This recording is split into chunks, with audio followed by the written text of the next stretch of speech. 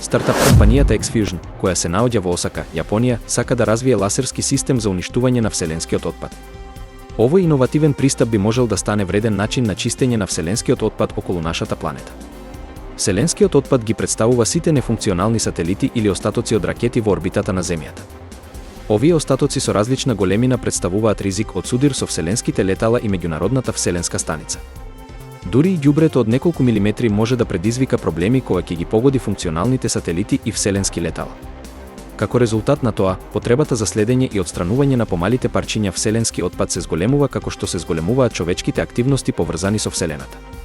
Повеќе компании работат на планови за чистење на овој отпад, а X-Fusion е една од нив. Оваа компанија планира да користи ласерска технологија која ќе биде поставена во Австралија. Во првата фаза проектот ќе вклучува следење на вселенскиот отпад помал од 10 см, а во втората фаза овој отпад ќе биде уништен со помош на ласерски зраци. Методот вклучува пуштање ласер во спротивна насока од отпадот за да се забави. Ова забавување на орбитата, теоретски, би требало да предизвика остатоците да влезат во атмосферата на Земјата, каде што ќе изгорат. Ќе се користат ласери кои пулсираат за да се примени сила на остатоците кои се движат брзо, запирајќи ги како со пирачка.